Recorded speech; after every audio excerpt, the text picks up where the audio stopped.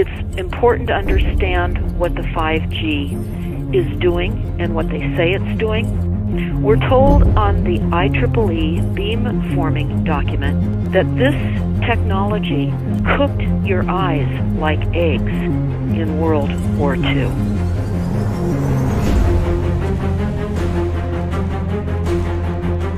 And you all need to understand these are military weapons. These are assault frequencies. If you garner nothing more than that, that's what you need to know. It's microwave radiation warfare, is what this is.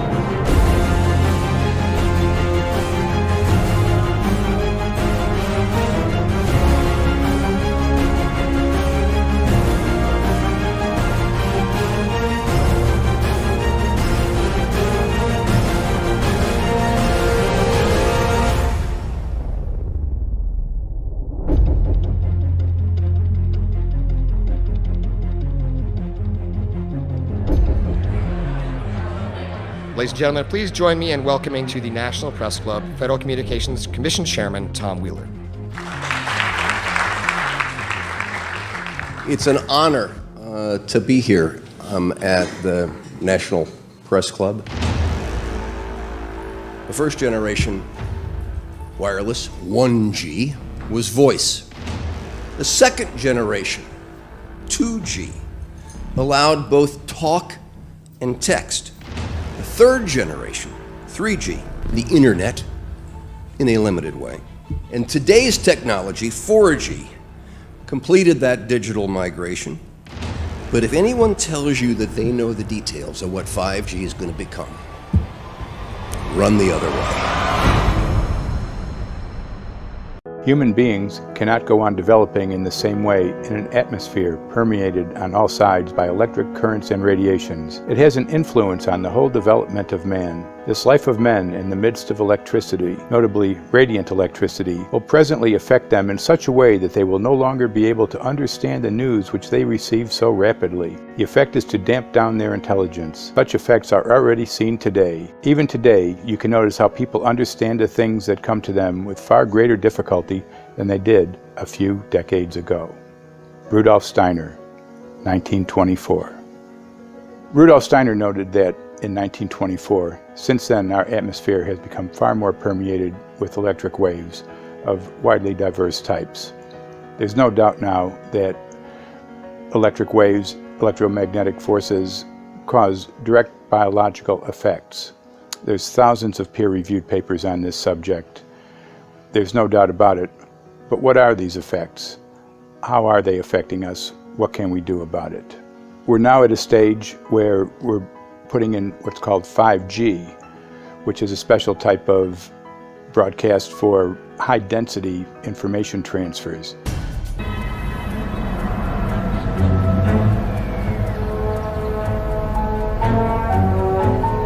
The main issue before us today is Senate Bill 637 and Senate Bill 894, the former by Senator Hugh and the latter by Senator Knopf. We're going to invite the first four witnesses in support of the legislation, and that would be John Jones with Sprint, David Lewis and Andy Emerson with AT&T, Neil Krevda with Verizon, and Frank Iacovetti Jr. with T-Mobile. So be straight with me. Is it true? It could be. No, well, very few cases. There was an unfortunate incident out in Iowa. Look, gentlemen, practice these words in front of the mirror. Although we are constantly exploring the subject, currently, there is no direct evidence that links cell phone usage to brain cancer.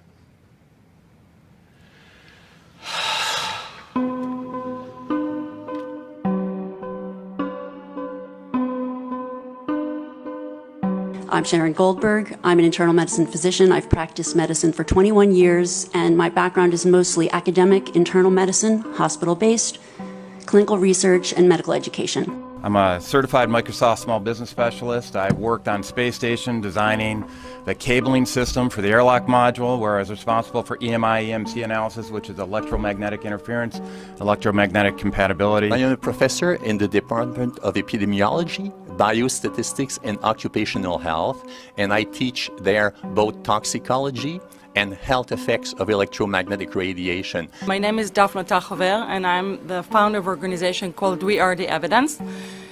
We are an organization that represents the many adults and unfortunately many children who have become very sick from wireless technology radiation. There seems to be a couple false Easter eggs being put out there right now. I want to make sure we dispel that right off the gate. The effects of wireless on health scientifically are very, very clear. So it's always pushed back to the definition of an acceptable level of radiation. And that's what this is, by the way. This is about radiation. Wireless radiation has biological effects, period. My name is Dr. Angie Kolbeck. I've been reviewing the studies showing the impacts of wireless radiation on our health, and there are now thousands of studies showing the following adverse health impacts to wireless radiation: cancer, oxidative damage, DNA damage, DNA failure. Things like memory, dizziness, anxiety, brain fog. Headaches, nosebleeds, cognitive problem, exhaustion. We have evidence of DNA damage, cardiomyopathy, which is the precursor of congestive heart failure. Short and long-term memory loss, decreased attention spans, lower reaction times, even involuntary contractions of muscles causing misalignments of spines and jaws. Breast cancer. We suddenly have breast cancer in women who have no DNA predisposition. Disrupted immune function and change in stress proteins, reproductive and fertility effects. There are dozens and dozens of studies that show beyond any doubt what this radiation is doing to our sperm.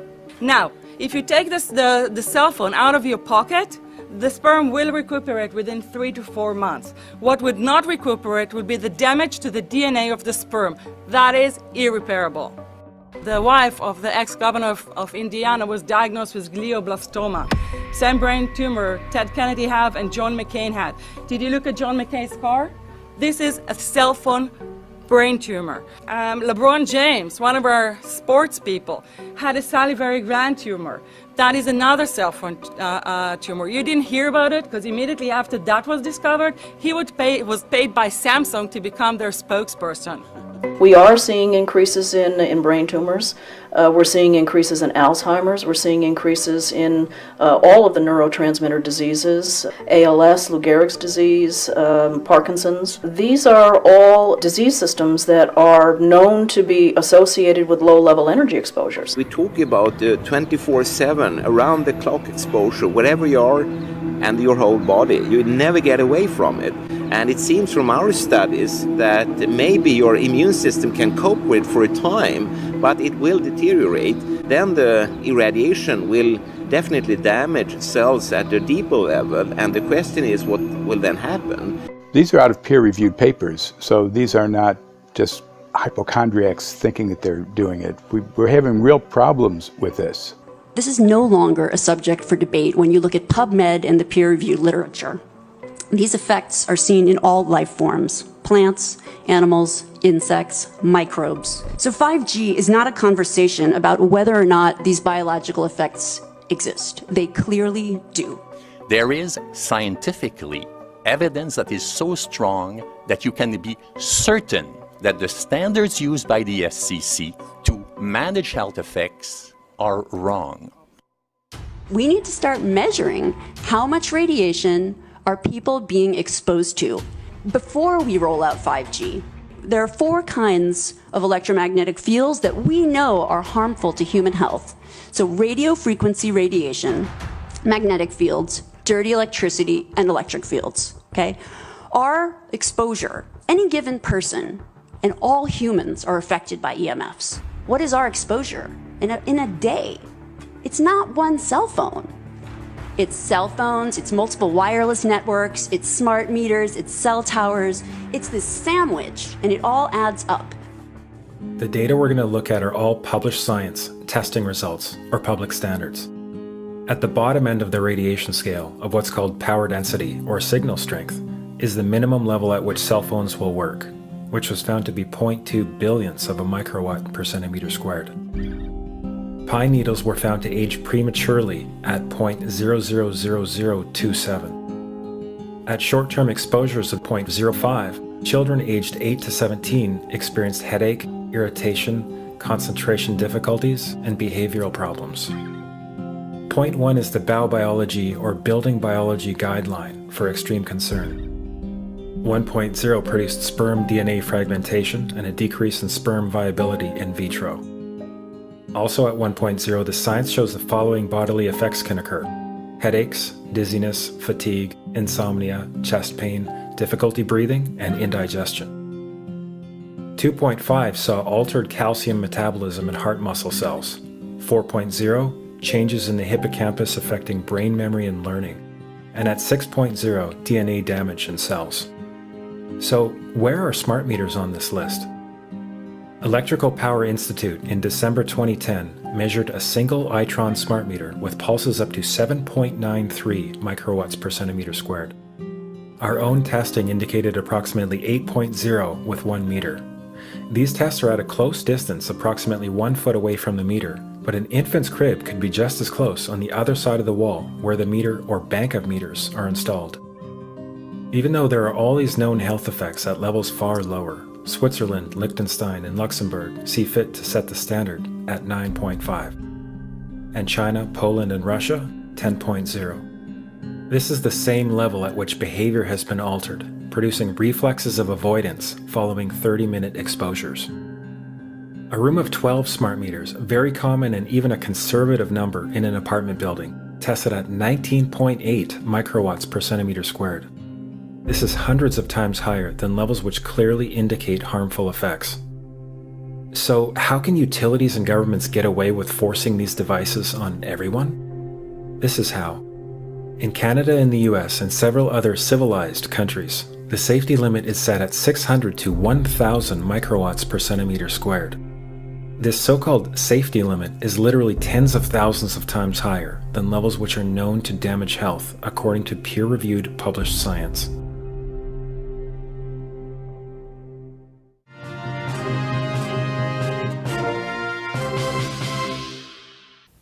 Faster, better, more reliable internet. That's the promise of 5G technology, but there is also the peril. Health hazards associated with radio frequency that is higher also and requires more transmitters and antennas. And the stark, simple fact is the health hazards are unknown and unstudied. And that is a sign of neglect and disregard on the part of the Federal Communications Commission that seems unacceptable. There have been no answers so far. The FCC basically has said everything's fine, but in order to reach a conclusion about the health and safety of this new technology, we need facts. Mr. Chairman, thank you for having this hearing. 5G, as you well know, also uses higher frequency waves that don't travel as far and will rely on a network of hundreds of thousands, potentially millions of small cell sites. And the question then is, are there any health implications, any public safety implications to those additional sites that are likely to be located close to homes, schools, workplaces, and closer to the ground? Correct? Correct, Senator. Yes. So my question for you, particularly Mr. Gillen and Mr. Berry, how much money has the industry committed to supporting additional independent research? I stress independent research. Is that independent research ongoing? Has any been completed? Where can consumers look for it? And we're talking about research on the biological effects of this new technology. Thank you, Senator. I think, thank you for your focus on the issue. Safety is paramount, and as you alluded to, we rely on the expert agencies, we rely on the findings of the FDA and others as to the requirements to keep all of us safe. There are no industry-backed studies, to my knowledge right now. Happy to visit with you as to what opportunities you think there needs to be more studies, and we're always for more science. We also rely on what the scientists tell us. So essentially, the answer to my question, how much money? Zero. I can certainly follow up with you, Senator. To my knowledge, there's no active studies being backed by industry today. Anybody else know of industry commitments to back research, fund it, support it, to ascertain scientifically the health effect?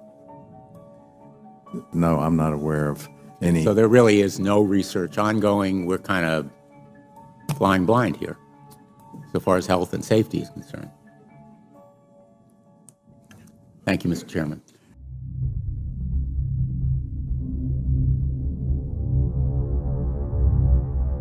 You're a trained medical professional. Yes. We don't have one on the panel. What are we to make of the American Cancer Society, for example, telling us there's no evidence of harmful product? Many of these organizations have conflicts of interest. Very briefly, if you can, what do you mean by conflict of interest? One of the first things that you teach residents is that you always have to look at the funding. There's a tremendous amount of sponsored research by people who are hired to do studies to find no effect. And that's plagued this field in a number of countries. The radio frequency radiation work that we did was supported by Motorola. The relationship was really very cordial and very stress-free, but only up until we started generating data.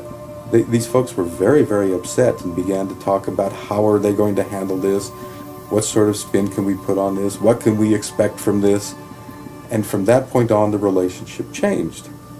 What we saw was that Motorola began to exert more and more control over the work, telling us what to do, telling us how to write abstracts, what to say in the abstracts, what to say in the papers, how to do the work. No, don't do this. Yes, do it this way. This was unacceptable. I had completed our study of DNA damage, and I submitted the final report to Motorola. They simply weren't willing to accept my interpretation of my study, my evaluation of my study, my knowledge of science at that point, and tried to urge me not to publish the study. Did you hear about people coming to you as far as having complaints about illness? We were made aware of health complaints following installation of smart meters, and we wanted to verify this using our field work. So I measured the field of about 30 different people while they stood 1 foot in front of the smart meter, and in every single case, the human energy field was obliterated as they stood in front of the smart meter. So in our first slides, what we see is normal cells, and the structure of the cells is intact and sound. This is what we would expect from a normal sample. So after 2 minutes of exposure in front of the smart meter at about 1 foot away, we see a totally different story. Sample 1, you can see a lot of degradation in the cells. The cell walls have been broken, and you see changes in the cells which are called mycoplasma. It shows a mutation to the cell. In the second sample, we see a different type of degradation to the cell membranes. You can see a corrugation here. This is called bottle cap formation, and it's known that this occurs due to oxidation or exposure to free radicals. So this third subject, when we did her sample, she had to be pulled away from the meter after 45 seconds because she complained about an increasingly severe headache. And here you see a phenomenon called rouleau, where the red blood cells are stacking up, which makes it very difficult for the blood to deliver oxygen to the tissues as they would be their normal function. Every single one of these is a degradation. Every single one of these shows a trauma to the blood cells, and that came from something, and the only variable was the smart meter. The good news in all this is the patient and the blood can return to normal once they have been removed from the influences of these stressors.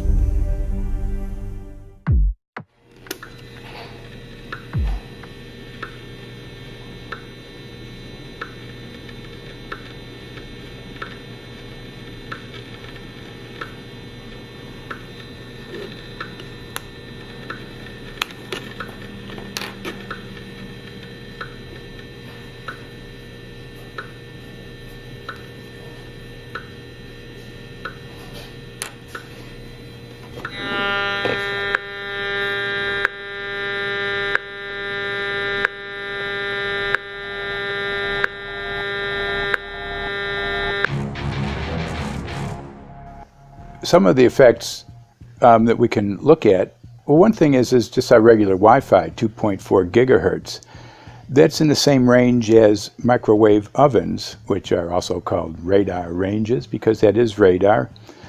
2.4 gigahertz is interesting. It's not the peak absorption rate in water for microwave frequencies, but it's at a point where it allows full penetration, because if it came in at the peak, it would prevent the insides from getting warm. So that's with basic Wi-Fi. Now when we look at 5G, 60 gigahertz, this is what they call active dispersal sort of weaponry, just to keep people back. It burns the skin. It doesn't penetrate, but 60 gigahertz is the frequency of oxygen molecule absorption. Since they have electrons that they share with each other, what we breathe is actually O2, pair of oxygen. So being bombarded with 60 gigahertz could very well impair our oxygen absorption rates in our body, and thereby the whole basis of our living system. Martin Pall says, putting tens of millions of 5G antennas without a single biological test of safety has to be about the stupidest idea anyone has had in the history of the world. So assessing all this, we have experts in various fields: military EMF weaponry, biological effects on humans, firefighters that are getting cognitive impairment by being there in them, countries that are banning these sort of technologies around schools because of the impairment to cognitive. Let's weigh that up in light of what Rudolf Steiner said in 1924 about just mere radio causing the impairment of cognitive functions on people, that they can receive news from around the world, but they can't understand it as well because of the effect of the electricity. We have to say, something smells sinister here. With the 5th generation, it's actually a whole new ballgame. It's not using the same technology. They're switching to military-grade millimeter wave technology. And when you look at this technology, I mean, if you go and look at DARPA reports, come and look at some of the patents that the United States military has put out on what they can do with psychological weapons, all sorts of things, crowd control, active denial, anything you can think of. This is what they can do with 5G. So any type of military application you can think of which has an electromagnetic base, they can do with 5G. And they're putting this out blanket across the population. Ladies and gentlemen, the President of the United States. Good evening, my fellow Americans. In the councils of government, we must guard against the acquisition of unwarranted influence, whether sought or unsought, by the military-industrial complex. The potential for the disastrous rise of misplaced power exists and will persist. We must never let the weight of this combination endanger our liberties or democratic processes.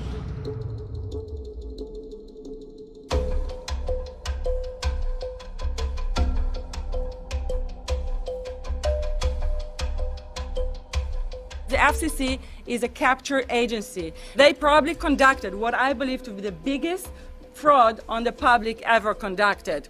The FCC has been described by Harvard University's Center for Ethics writer Norman Alster as the most captured agency in D.C., acting more as an industry cheerleader than a regulator. This is especially true today with 5G, where there are serious safety concerns and potentially misleading information coming from the FCC. For example, the previous chairman of the FCC is Tom Wheeler. He was the head of the Wireless Lobby Association for 14 years. Now remember, Obama told us there would be no lobbyists in his administration, so he took the biggest lobby and put him as a head of the FCC. And that's damn important.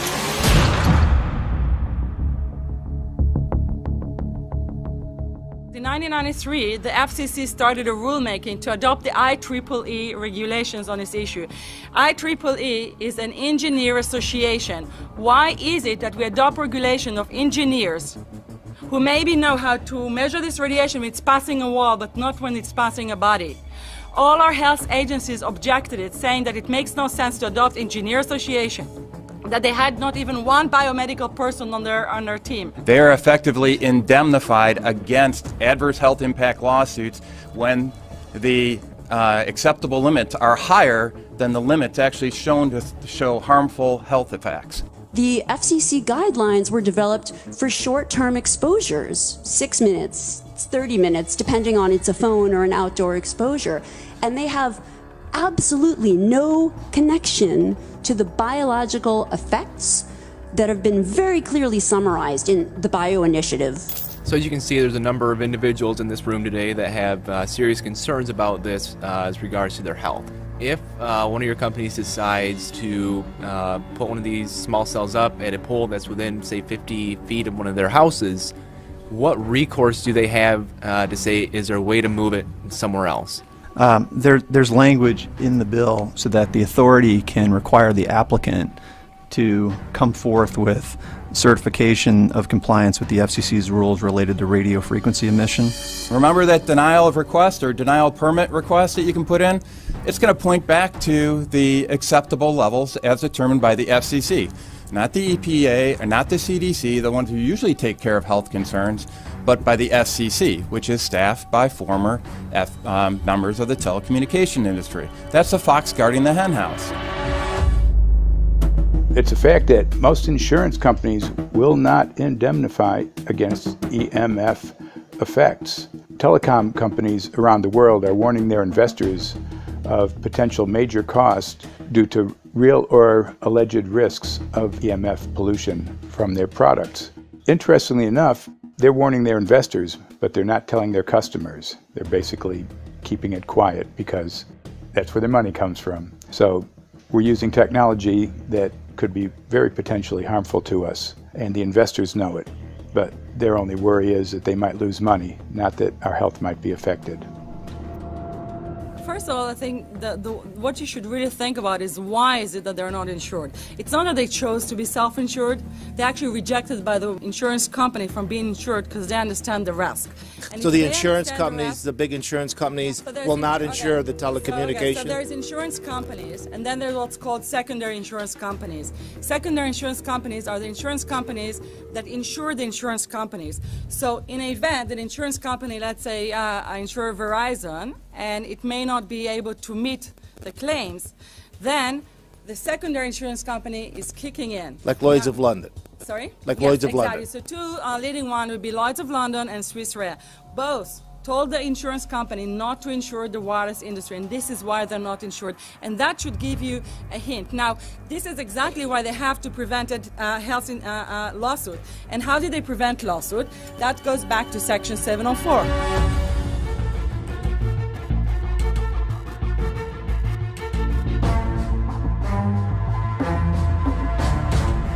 Section 704 was passed in 1996. This is how our rights in regards to health were taken away by the wireless industry.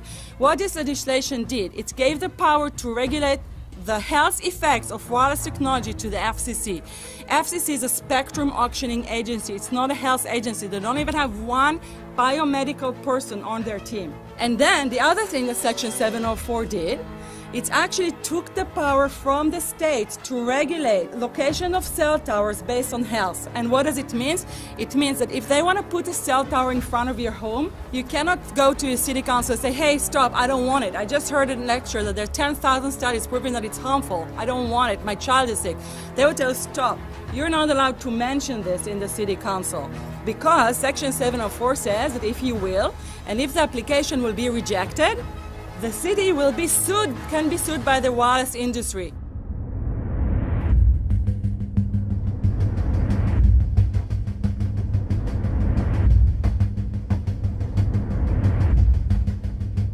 A major U.S. government study on rats finds a link between cell phones and cancer. Very first government study linking the radiation from cell phones to cancer. Two-decade, $30 million federal study out today found there is some evidence of a link between cell phone radiation and brain cancer. Professor, what is the NDP? I've heard that study several times. NDP is what? So it's a $25 million study on the rats and mice that was supposed to demonstrate that there were no effects of radiation below thermal. And in fact, it demonstrated exactly the opposite. And it follows on the heels of 2 major studies on animals that said exactly the same thing. And that study was designed perfectly to make sure that it cannot be challenged, that there will not be any doubt. That's why it took them 14 years. That's how they prevented discussion of health. And why do they want to prevent discussion of health if there's no problem with health? Simply put, FCC is completely unprepared, unable, and possibly unwilling to oversee 5G for safety, even as it barrels toward us. They are falling back on tired definitions and panaceas long since disproven by science. To make matters worse, recent FCC rulings and numerous industry-friendly bills passed at state and federal levels between 2016 and 2018 removed the last vestiges of local and state review over infrastructure siting, just when we need it the most.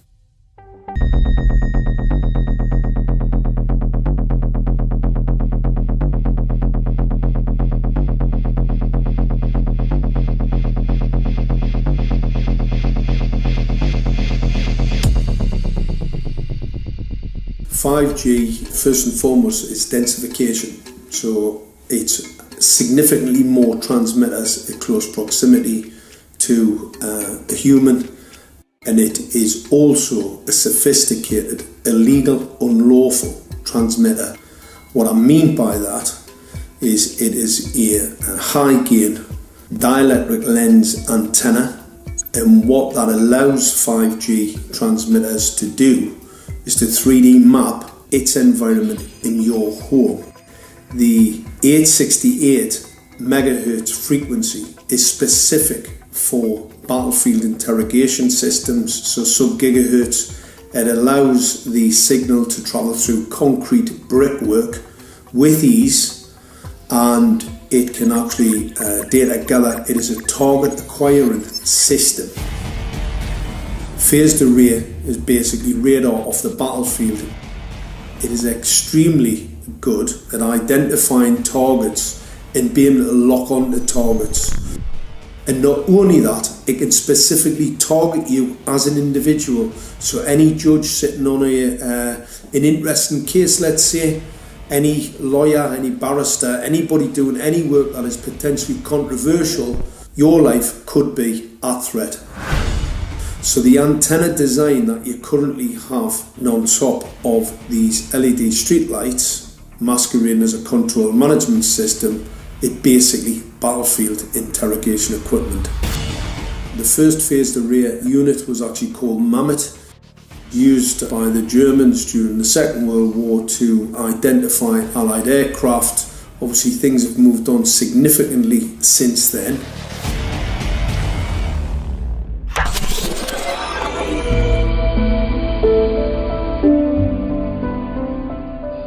Well, I joined the Royal Navy in 1960, and I specialised in microwave warfare.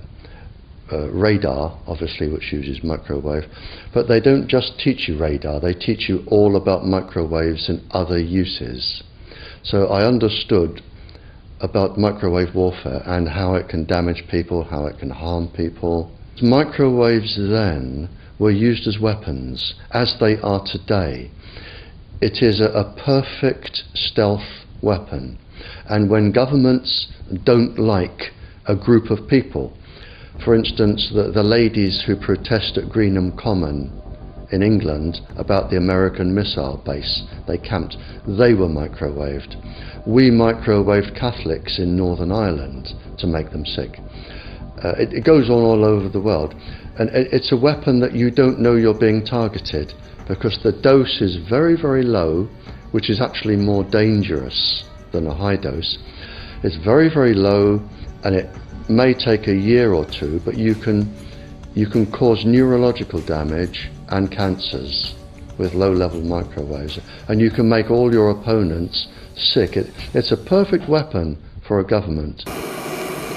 It's going to eviscerate microbial DNA inside human beings, which is our effective operating system, number one. So it may not impact human DNA in laboratory experiments right now, and they're saying it doesn't impact human DNA. But given that human DNA is less than 1% of the cellular DNA in the human body, the rest of the cellular DNA is microbial, and we know that this will eviscerate microbial DNA. So we're talking about a takedown of the operating system of human beings. Exactly. I couldn't have put it better myself.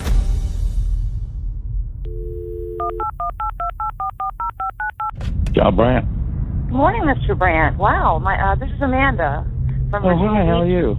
Hi, I've been trying to get a hold of you for months now. You guys are covering up chemtrails. No, we are not covering it. We have no reason to cover up chemtrails. Of course, you have every reason to cover it up. Every reason. It's called What losing your reasons job. would that be? Oh, well, you personally, you would lose your job if you were to reveal anything to me, and it's probably unsafe for you to even be speaking about this, No, considering it's not the types of individuals you work for. It's not unsafe. It is unsafe. There's no problem with us talking on. You're a citizen. You're making a complaint. Oh, Lord, have in- mercy on myself. It's a complaint in an area that we don't have authority to regulate.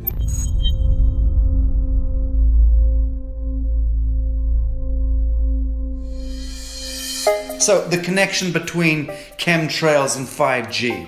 It's all interconnected. The metallized particulates, that would allow the 5G phased array, so basically the radar, that would allow it to be able to identify you, so it can watch you, it can identify you in your own home 24 hours a day, 7 days a week. For the last X amount of years, we've been through chemtrailing, and that is now the cat is out of the box. We've had these nanoparticulates raining down on humanity for years now, impregnating our bodies, by best accounts staying inside our bodies. Those nanoparticulates, what you're saying, are building up a kind of a phosphorescence glow capability so that we can be flagged up in our homes, behind concrete and steel, inside bunkers, in the basement, doesn't matter where you are. The 5G will be able to now triangulate, map and read you, because you as a living being are impregnated with these nanoparticulates, which are acting as a kind of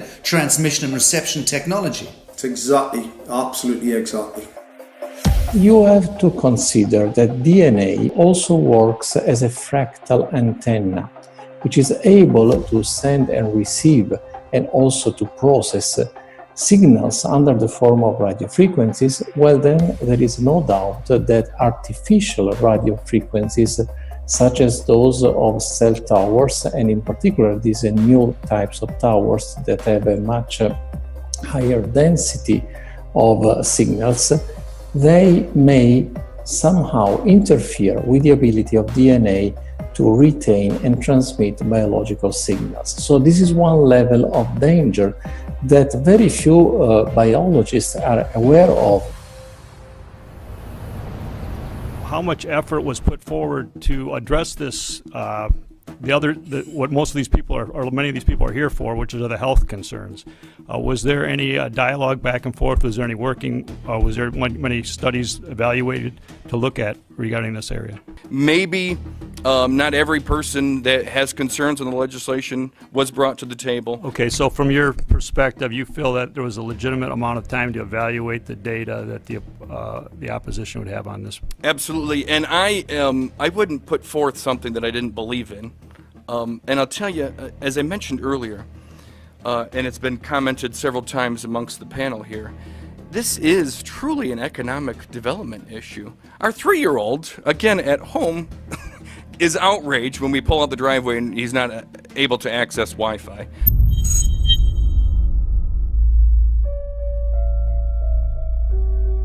I think anyone who puts Wi-Fi into a school should be locked up for the rest of their life.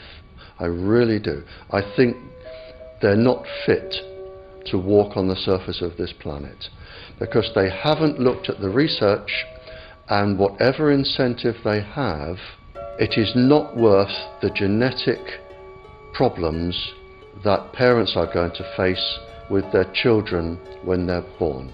France has banned Wi-Fi in nursery schools and put warnings out for regular schools because they're finding there's impaired learning capacity in children when they're around Wi-Fi. And they have to put up warning signs where they put Wi-Fi transmitters. When I got sick and I learned that they're putting Wi-Fi in the schools in Israel, I was very sick at the time, but I could not tolerate the thought that children in the schools will become as sick as I have. And after a few months of correspondence, I submitted a Supreme Court case in Israel to ban the use of Wi-Fi in the schools and replace them with wired network. The 4 top diseases that kill our children, our young adults right now, are brain tumors, thyroid cancer, testis cancer, rectal cancer, everywhere we put our cell phones. And a lot of our children are sick and they're being misdiagnosed and mistreated because the wireless industry has put billions and billions of dollars in the past 30 years to mislead the public as to the health effects and keep the public uninformed. We are performing an experiment on children. We are exposing children to microwave radiation for 6 hours during every school day. We have had absolutely no studies looking at the long-term effects of this radiation on young people or even on adults.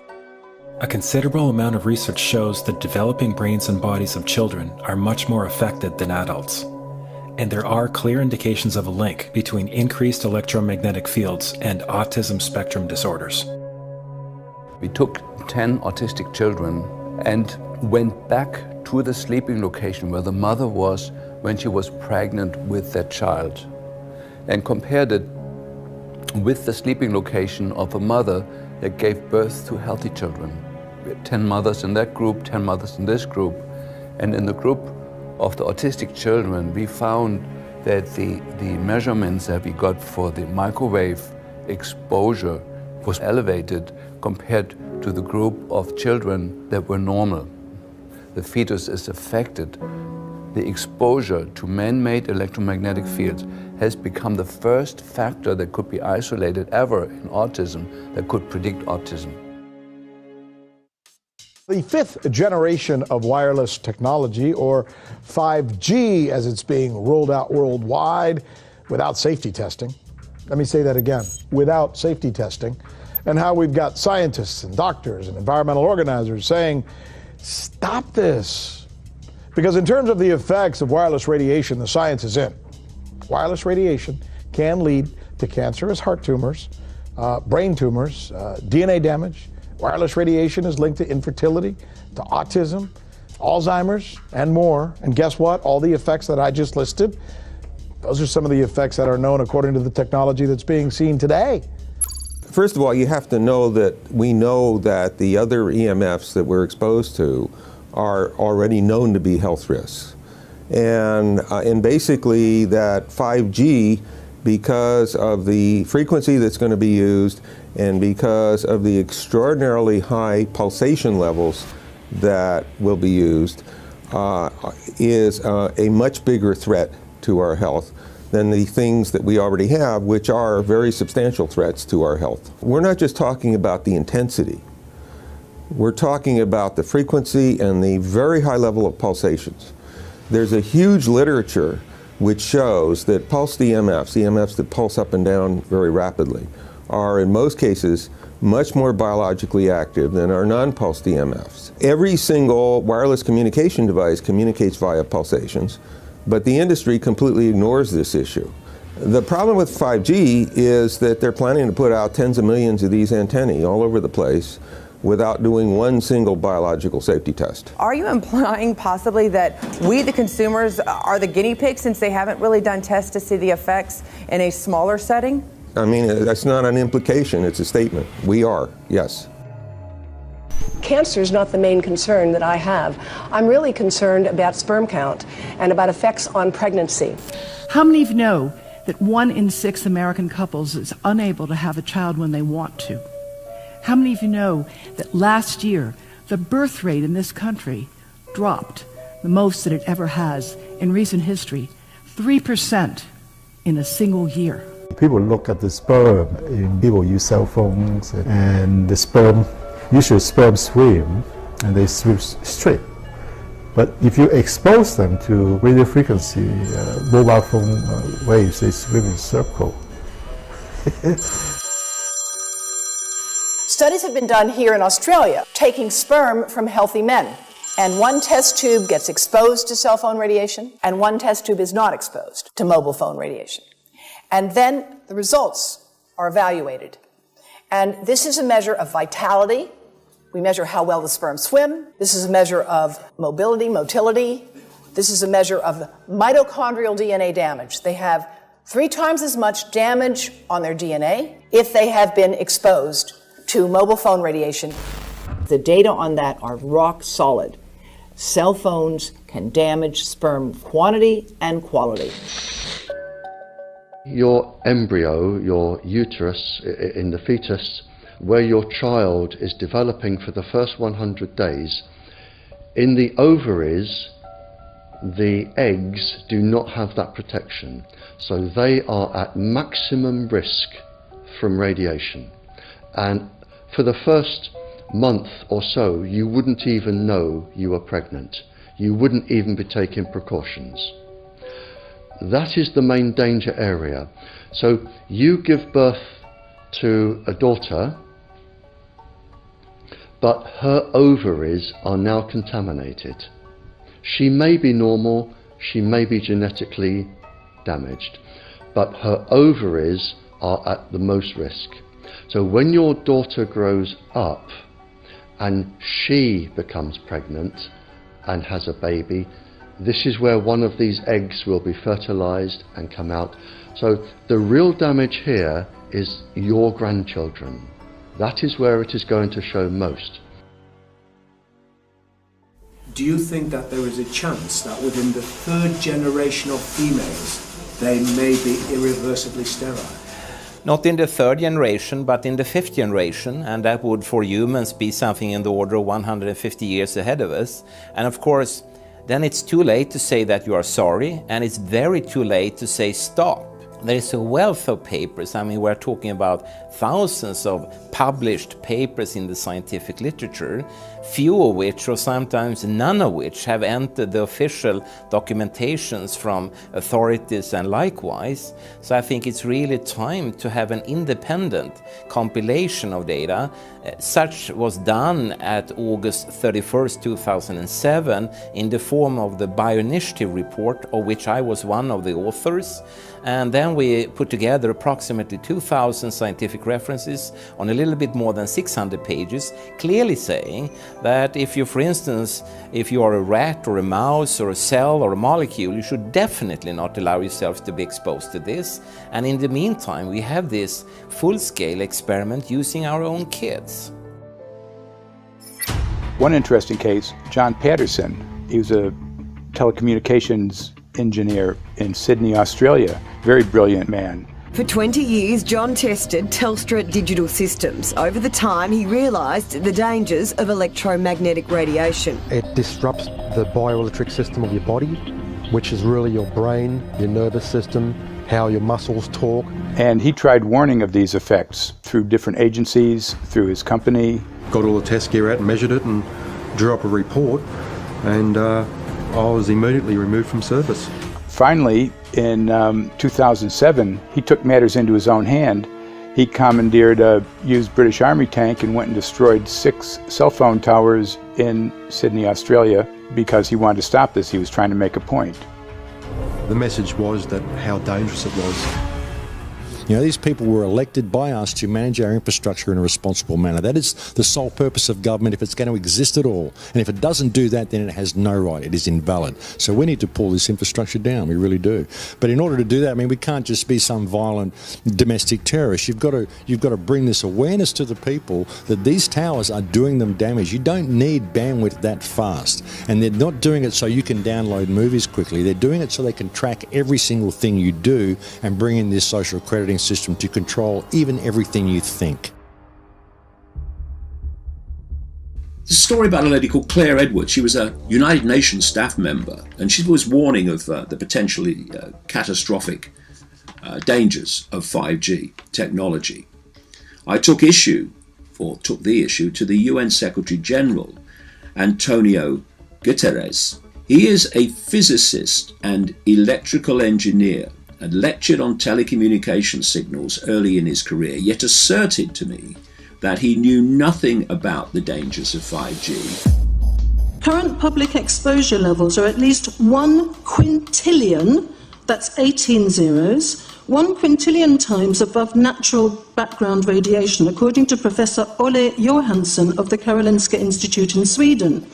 The highly dangerous biological effects of EMFs have been documented by thousands of studies since 1932, indicating that we may be facing a global health catastrophe orders of magnitude worse than those caused by tobacco and cigarettes. 5G is designed to deliver concentrated and focused electromagnetic radiation in excess of 100 times current levels in the same way as do directed energy weapons. There is currently an international appeal signed by 237 EMF scientists from 41 nations, urging the UN and particularly the WHO to exert strong leadership in fostering the development of more protective EMF guidelines, encouraging precautionary measures and educating the public about the considerable health risks, particularly the risks to children and fetal development.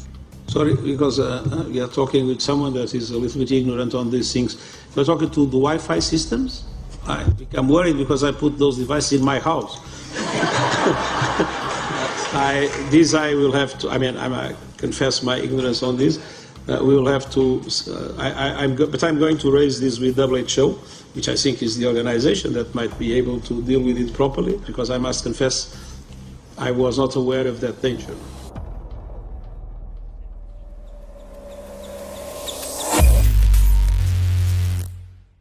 In 1996, when the Telecommunications Act was passed, in it was a provision essentially that kept local officials from addressing health issue concerns when approving or not approving a cell tower. So that's correct. But then something new is happening. We've talked a lot about it on the Solari report, thanks to Jason Bogdan-Smith and his website EMF Warriors. But this is new. This is very, very new. So you're basically, sending out an appeal on something that in one sense hasn't happened yet. This is not just an incremental change. This is a big step up. It's a sea change. An onslaught's not an improper word. It's a bombardment. So instead of a cell tower 1 mile or 2 miles from you and you still have cell phone service, we're going to have antennas every block, and some poor soul is going to have one mounted to a utility pole maybe less than 20 meters from their home.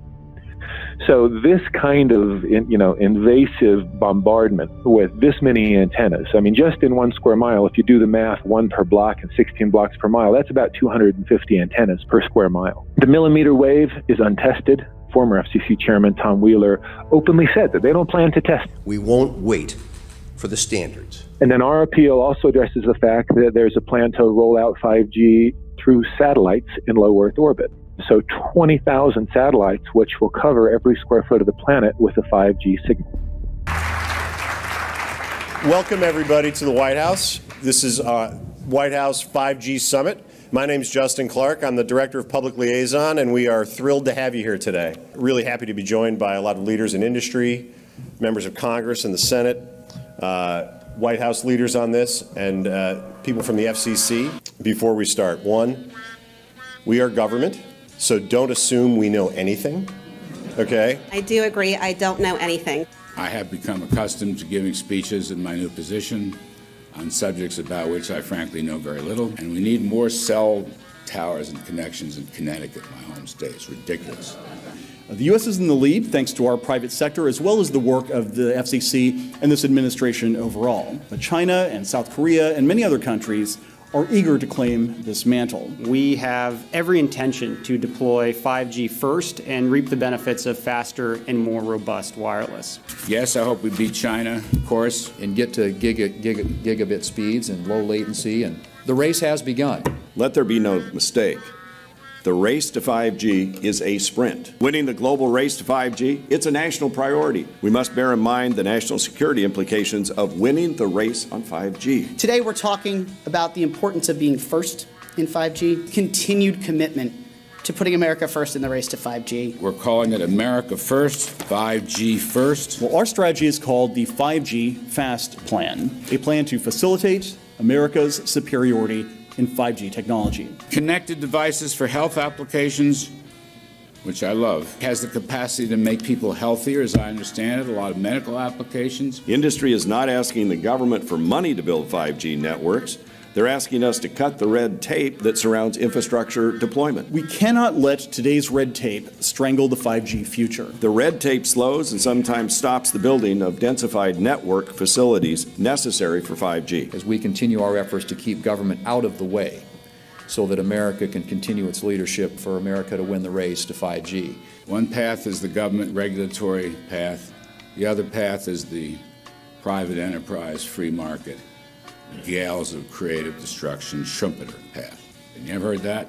Gales of creative destruction? It just means let it rip.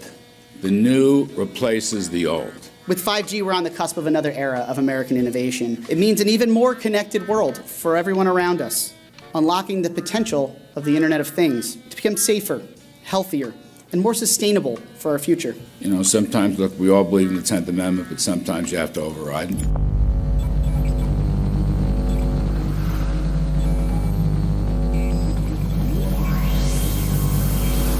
By the way, the 1996 bill permits that kind of override.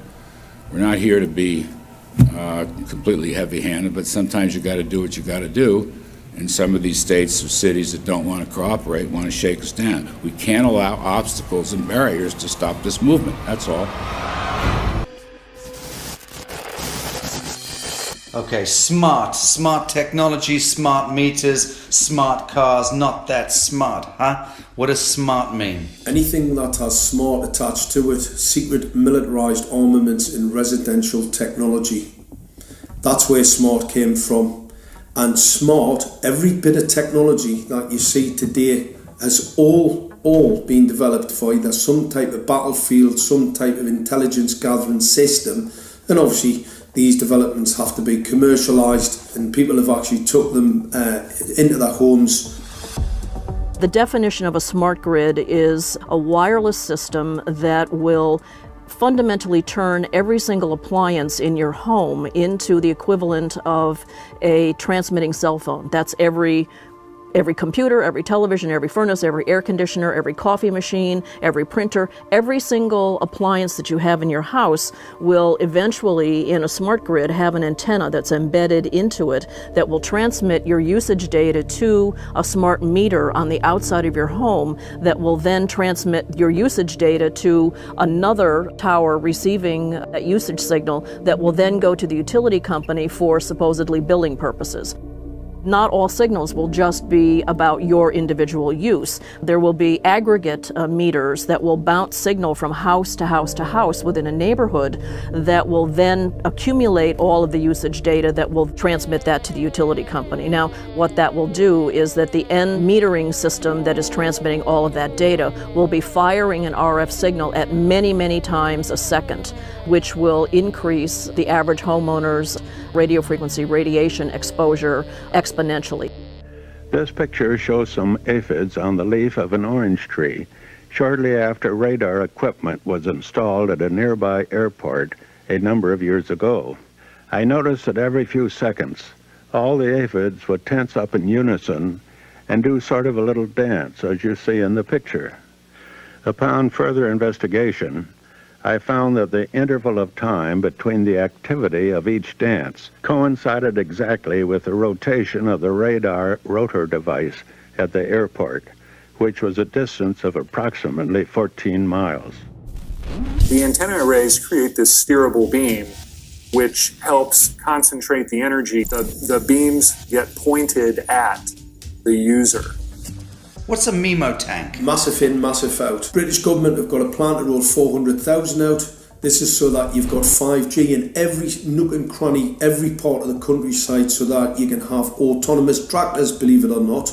However, those transmitters, these are radar. It is phased array radar. Though that radar signal sweeping the countryside will kill every pollinator, every biological structure, it will sterilise livestock, it will kill the ground, So consequently, land won't have a value. Obviously, farmers will die. The community will be under attack. The community will be under attack. If we can't produce food, if we kill all the pollinators, we're in serious trouble.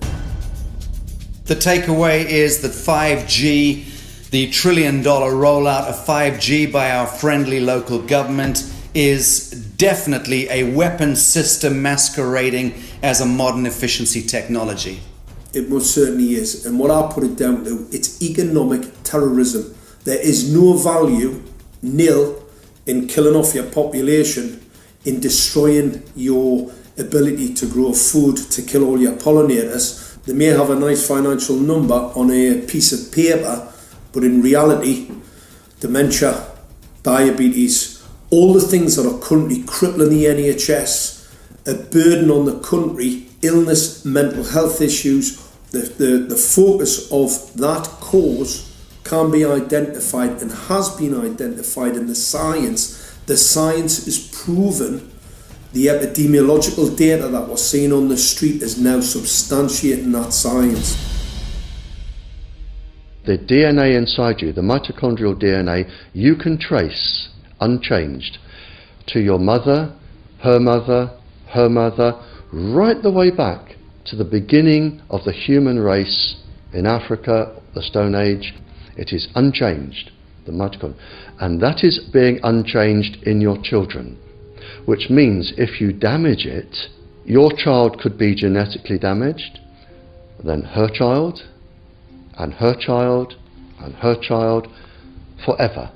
You are condemning the future generations of every single child.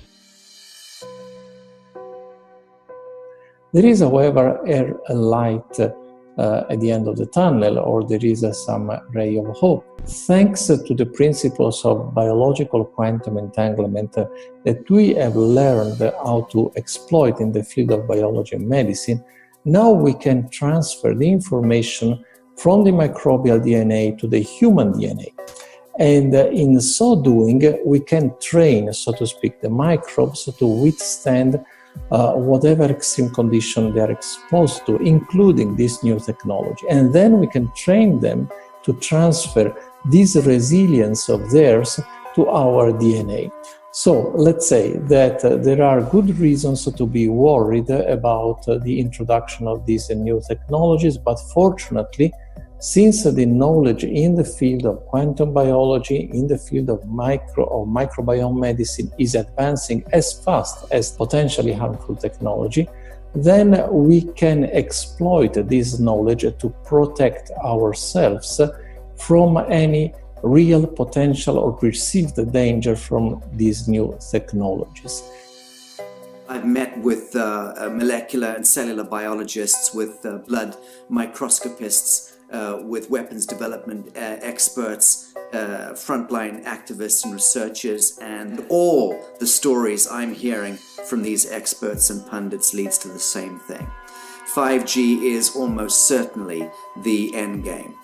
It is an extinction event brought into our homes, into our classrooms, onto the high street, into the very cells and DNA in our human bodies.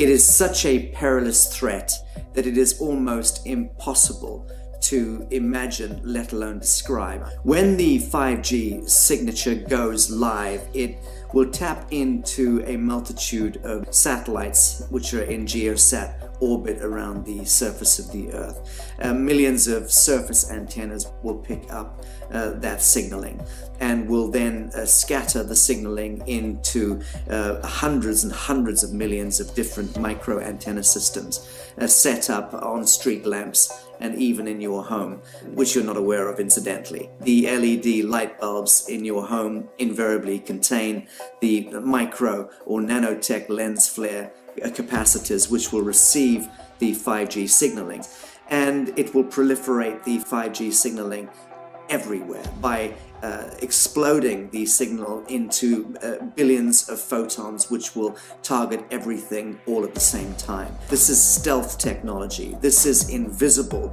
science But what it means, in simple terms, is that you will be flagged up, visible, trackable inside your own home. Anywhere you move on the surface of the earth, they will have a lock and load tracking capability over you.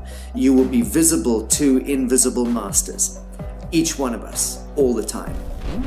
Today, our governments and the corporate sector have managed somehow to infiltrate the mainframe of our civilization and are pushing through a $20 trillion infrastructural rollout without any, and I mean without any, health science running behind it.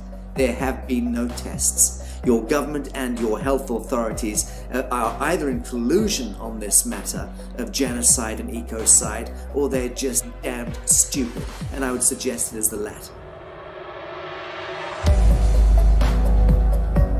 Shame on the technologists and the electricians who are furthering this technology in our homes, in our offices, in our streets. Shame on the legislators and the parliamentarians and the troglodytes and bureaucrats that proliferate our society today. Shame on that echelon for putting their signatures to contracts which allow the fast tracking of this technology into our homes and onto our high streets. Shame on the parliamentarians and international leadership whose wet ink signatures and seals of office are sanctioning and permissioning the rollout of something which is arguably the greatest threat to humankind. Shame on each one of us who now fail to get up out of our homes, walk out of our front doors, and challenge every so-called authority who dares to violate our bodies, our homes, and our future generations.